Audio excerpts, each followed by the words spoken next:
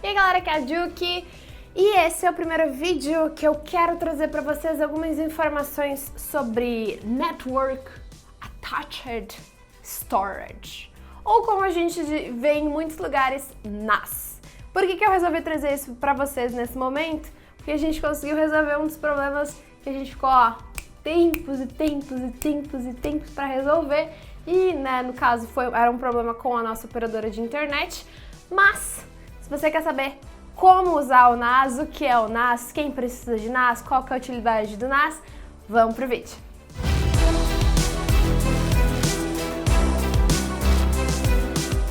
Então vamos lá, gente, o que seria NAS? Como vocês estão vendo aqui, é uma caixinha. O que vai dentro dessa caixinha? Vai HDs, SSDs, dispositivos de armazenamento. E como o nome já diz, é basicamente um dispositivo que vai armazenar e você vai acessar esses dados pela internet ou pela intranet, como você preferir.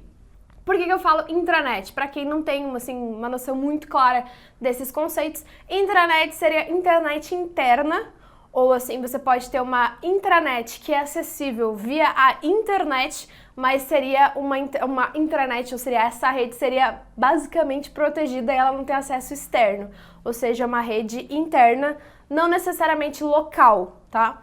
Mas, quando a gente fala aí da nossa casa, provavelmente é a sua rede local mesmo, a rede do seu roteador, do seu modem. De repente, eu não sei o que você tem dentro da sua casa, de repente é só seu modem. Então, respira fundo. Então, para que serve o NAS? Quem que precisa usar NAS? E, de repente, que público que é mais interessante? Aqui em casa, por exemplo, ou no nosso canal, temos 3 pessoas. O Avaliski, ele tá em Porto Alegre, no Rio Grande do Sul, e eu e o Multi estamos em São Paulo. O que aconteceu? A gente precisava fazer uma transferência de dados pro Avaliski, daqui de São Paulo para lá, e a gente precisava ficar usando os armazenamentos em nuvem, o Google Drive, o OneDrive da Microsoft, essas coisas aí. E o upload disponível pelo Google Drive é muito bom, mas a nossa taxa, o nosso espaço de armazenamento não é muito grande, então a gente tinha que ficar fazendo upload, mandava pra ele fazia o download, aí a gente deletava o arquivo, aí fazia o upload e ficava nessa brincadeira.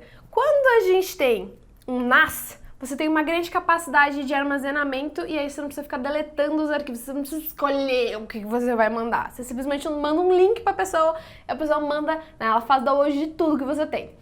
Então, a gente até tinha o OneDrive com 1 TB, mas é muito lento. Acho que agora tá mais rápido o upload, o download do OneDrive, mas era muito lento. Então a gente resolveu fazer essa utilização do NAS em si. Como que a gente faz hoje? A gente tem 2 HDs Iron Wolf da Seagate, ambos com 4 TB, e a gente está usando eles em RAID 0. Outra coisa muito legal do NAS, que você pode colocar eles em RAID. Dependendo do tipo, do dispositivo em si, do modelo, do fabricante e tal, você vai ter mais ou menos opções de RAID. A 0 é aquela que aumenta a performance, a 1, RAID 1, é aquela que vai dar espelhamento, e aí tem várias outras opções de RAID. Dependendo aí do seu caso, da sua necessidade, você vai usar diferentes. A gente aqui preferiu performance, porque fazer a utilização do gigabit, que obviamente ele tem uma rede gigabit, quando a gente fala de interno, é muito bom. Então, eu posso fazer os renders, mandar direto pro NAS. Gente, fazer a renderização de vídeo, não no meu computador. Eu pego os arquivos do NAS, eu não copio para dentro, não sei se vocês estão entendendo, eu não copio os arquivos para dentro do meu computador. Todos os arquivos que a gente edita vão pro NAS. Lá eu pego o que eu preciso, passo pro meu programa, pro Premiere, pro Photoshop, o que eu precisar. Faço as edições e aí eu boto para renderizar e boto direto no NAS. Assim que terminou de renderizar, eu grito, amor, terminou! E tá lá. Tá acessível já. Essa é a vantagem. Outra coisa é que quando a gente fala de HDs, SSDs para os nossos computadores desktop normal, eles não estão prontos para ficar 24/7 ligado. Eventualmente a gente deixa ligado, mas não é o correto. Se você deixa o PC muito tempo ligado, com o tempo a probabilidade de dar algum problema, e isso eu estou dizendo corromper seus dados, vai aumentar. E aqui a gente tem especificamente o Iron Wolf, porque é o disco para NAS da Seagate. Inclusive traremos aqui o Oswaldo para falar mais assim, tecnicamente, número por número, bit by bit, explicar para vocês por que ter, né, por que existe discos especializados.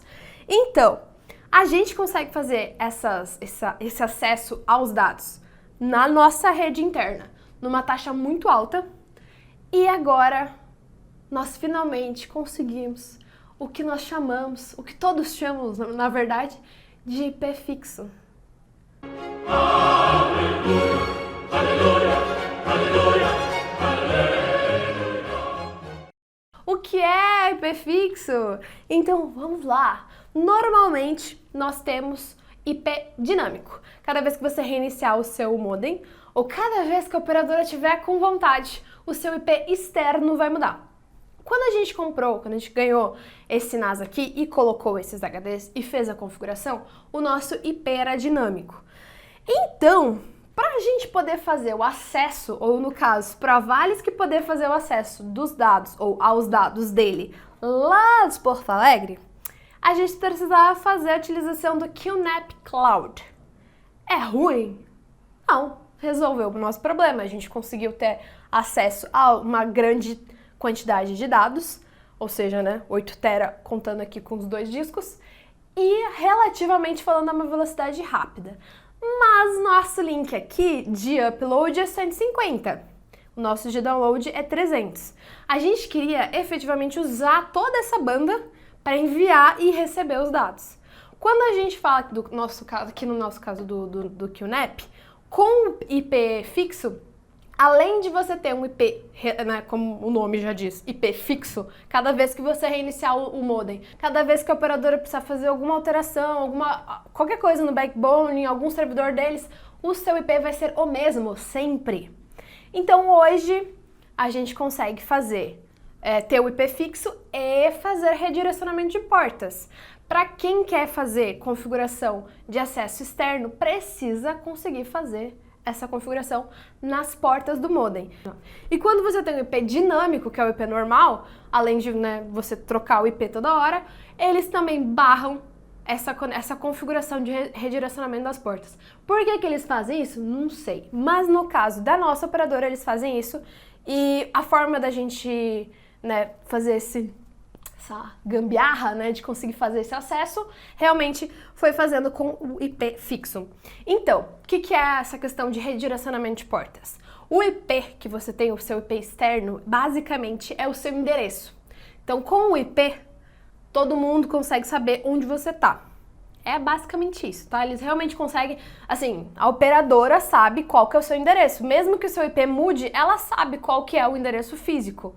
Sabendo, literalmente, tá? Você sabe que é em São Paulo, sabe qual país, qual que é, tudo certinho, sabe onde você tá.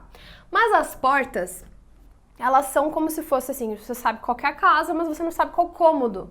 Então as portas no modem, elas vão dizer qual pacote tem que ser recebido, qual pacote tem que ser enviado. A gente também tem portas específicas, no caso desse NAS aqui, ele determina portas para fazer certificação SSH, que é a certificação de proteção. Então, é importante para fazer esse acesso externo ter também essa opção de fazer o redirecionamento das portas.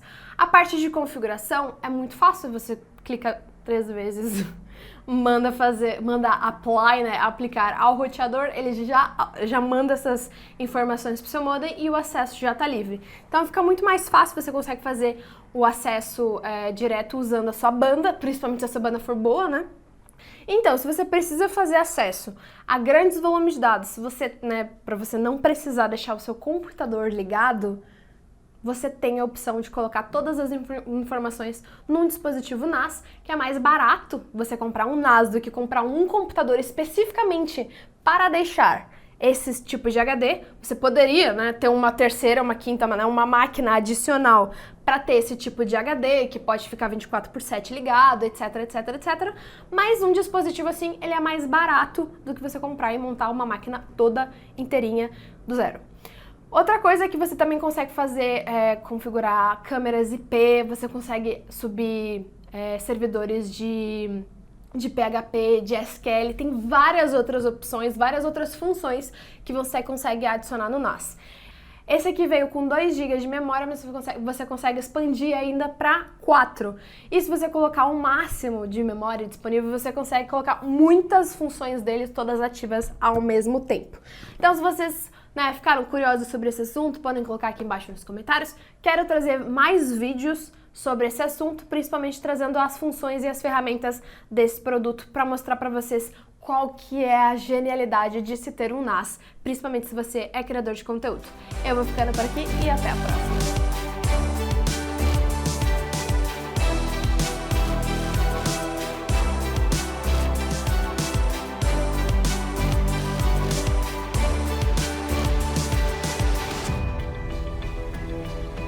Por favor, editor, coloque aqui um efeito de o que é hiperfixo? Então, vamos lá. Normalmente,